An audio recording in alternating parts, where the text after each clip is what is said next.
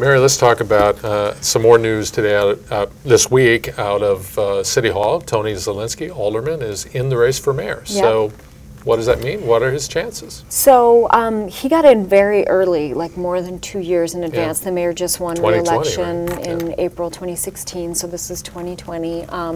I think that also I was looking back in our clips and I realized Bob Donovan got in about 2 years in advance too. So it seems like there is precedent for getting in this early.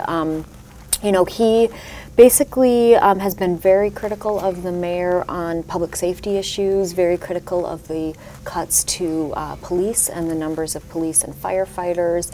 He's been pushing for greater lead transparency in terms of lead poisoning, lead pipes. He's been pushing a cops house initiative to have kind of cops houses in troubled neighborhoods to increase police presence and community relations. But mainly he is also extremely against the streetcar and has been hitting the mayor repeatedly over the streetcar, saying it's another sign that the mayor is too focused on downtown and not focused enough on the neighborhood, saying that he doesn't budget appropriately, and that the mayor should be focused on public safety and not the streetcar, as the trolley is. Okay, so Zielinski's in. Mm-hmm. Who else might get in? Well, before we skip over this, one important reason that he might be announcing now is, as a candidate, as an alderman candidate, the most money he can receive from a donor is $787. As a mayoral candidate, he can take $6,000 per person or per PAC or whatever. So he has put $100,000 from his own pocket into the race.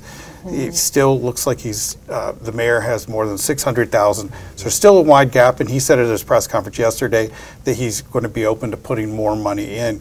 More of his own money. More of his own money. But it was also interesting that even though he's been talking about running and people knew he was likely to run, how he lacked specifics at this thing yesterday. When we talk about streetcar, people are like, when are you going to end it? He says yes, but he doesn't give a time. When asked what he's going to do with streetcars, with the rail lines and stuff, he didn't have a plan for that. When asked how many cops he'd like to see, there are a little more than 1,500 cops on the street and at the Milwaukee Police Department now. He didn't have a number, said he didn't know when he would have a number or how he'd pay for more cops. So, but maybe over the next 2.5 years he'll get.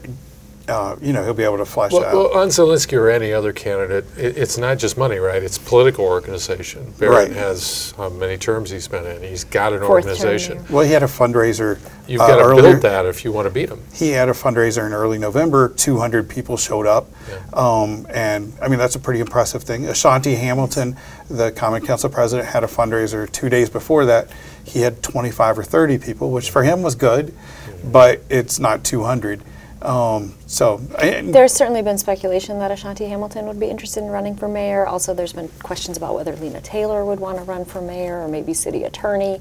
So I don't think he's necessarily the only person eyeing a run, but I think he was, I think people realized he was 100% in before this announcement and that he was hell-bent on running this time. But I don't think Ashanti, and maybe this could change, but I don't think right now Ashanti would run.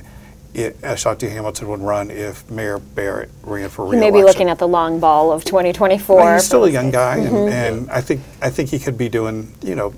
He's got time to build up his support, but Tony says he's going to be out. He's not going to run for alderman again, and in fact endorsed Milwaukee County Supervisor Marina Dimitrievich to replace him. And when I asked her if she was in the race already, she said she's actually looking at re-election for the county board.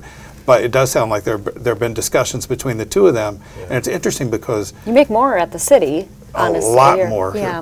Probably almost 3 times as much as an alderman. But it sounds like discussions have already happened, and that she's planning to run for his seat. So if there are others who might jump in, presumably would they do it fairly soon, given the fact that it might take the time to build the organization and the money if you're really serious about it? Well, it's true that the mayor's run very well in the last 3 elections, and so for mayor, not for mayor, not so good for governor. Not so much. But if he said he's not running for re-election, it would be like 2004 when we had 10 or 11 candidates in. A lot of people would jump in then. If he's running for re-election, not so much. I mean, any reason to think he's not running? He's not given any indication that he's not running. I mean, I would be surprised. This would be his 5th term that he'd be running for, so I would think it would be capped off after this one. I can't imagine him running for a 6th term. Milwaukee mayors serve at least 5 terms. Right. We do have mayors for life, or have had in the past. Pretty much. So, but yeah, I have not gotten any indication that he is not running, but he has not declared his re-election either, but it's early, so he has some time.